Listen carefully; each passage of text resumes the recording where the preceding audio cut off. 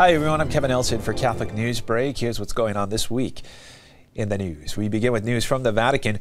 Pope Benedict XVI may have left the Vatican to begin his retirement, but it is obvious he will not be forgotten. Catholics around the world have found many ways to pay homage to the Pope Emeritus.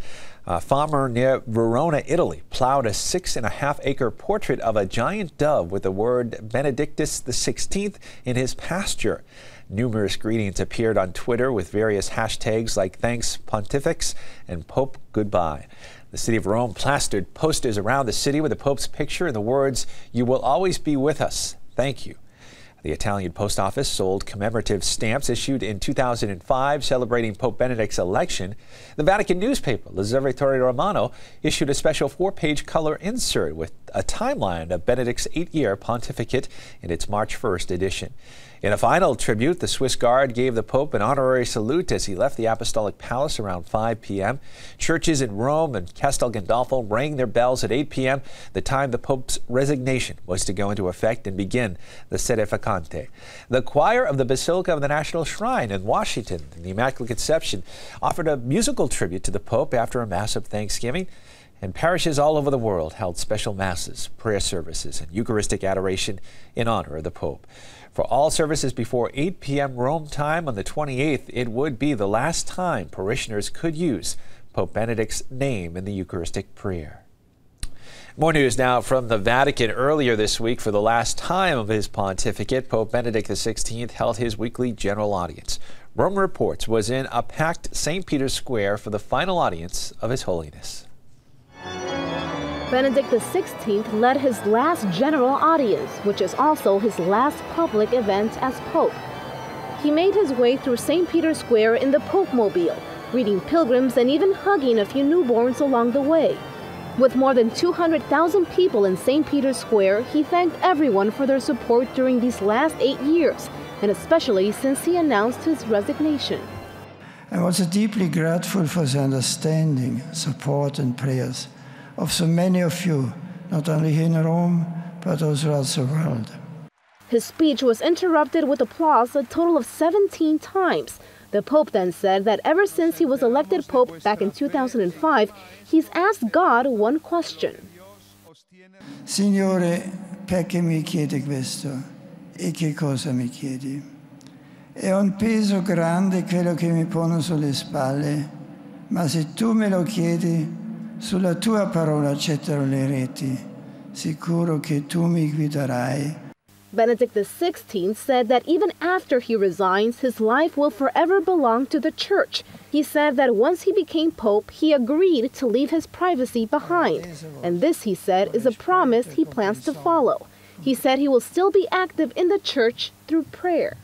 The decision I have made after much prayer is the fruit of a serene trust in God's will, the deep love of Christ's Church. I will continue to accompany the Church with my prayers, and I ask each of you to pray for me and for the new Pope. And with thousands of people in St. Peter's Square, Benedict XVI said farewell, leading the way for a new chapter in the history of the Catholic Church. Looking now at news from around the country, more than 40,000 people from around the world gathered at the Anaheim Convention Center on February 22nd through the 24th for the Religious Education Congress 2013. In her opening remarks, Sister Edith Pendergrast, a religious sister of charity and director of the LA Office of Religious Education, which sponsors the event, said this is a time to go deeper into our faith. The theme of the Congress was Enter the Mystery, and keeping with that theme, Sister Pendergrast said that life is a mystery that is full of tests and trials. She also encouraged participants to pray for the cardinals who will soon elect the new pope. The Sunday closing liturgies of the Congress was celebrated by Bishop Kevin Van of Orange and Archbishop Jose Gomez of Los Angeles. Applause filled the arena when Archbishop Gomez read a message sent to participants from Pope Benedict XVI, saying catechism and formation is essential for the new evangelization, and urged them to explore the legacy of the Second Vatican Council. Congress attendees participated in more than 300 workshops and more than a dozen liturgies, as well as afternoon and evening entertainment events. Looking now at news from around the world, Archbishop Peter Tartaglia of Glasgow, Scotland, has been named administrator of the Archdiocese of St Andrews in Edinburgh. The Archbishop announced his new post in a letter February 27th to Catholics in the Archdiocese. His appointment is one of the final ones made by Pope Benedict XVI.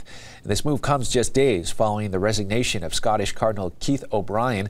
Cardinal O'Brien stepped down after a February 23rd article in the British newspaper The Observer reported that 3 priests and a former priest had accused the cardinal of inappropriate conduct, with them going back to the 1980s.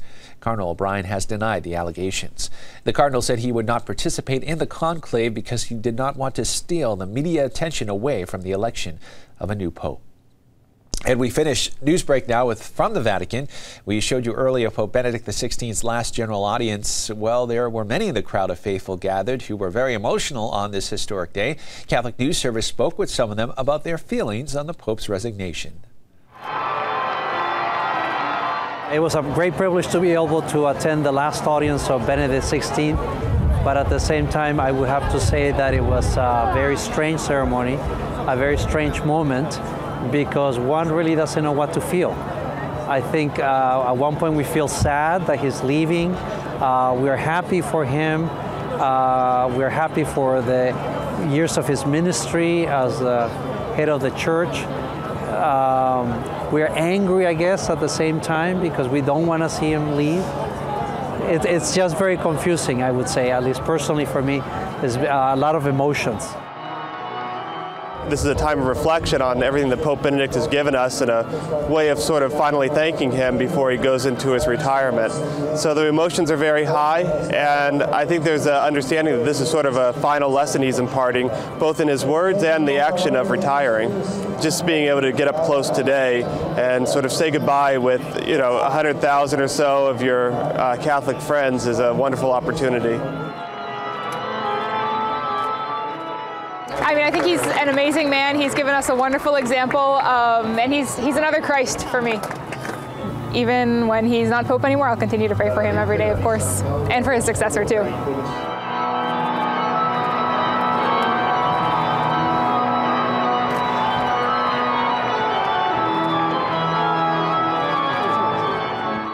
And that is all the information we have for you at this time. Please stay with Catholic TV for more Catholic news. Until then, I'm Kevin Nelson, and I'll see you next time on Catholic Newsbreak.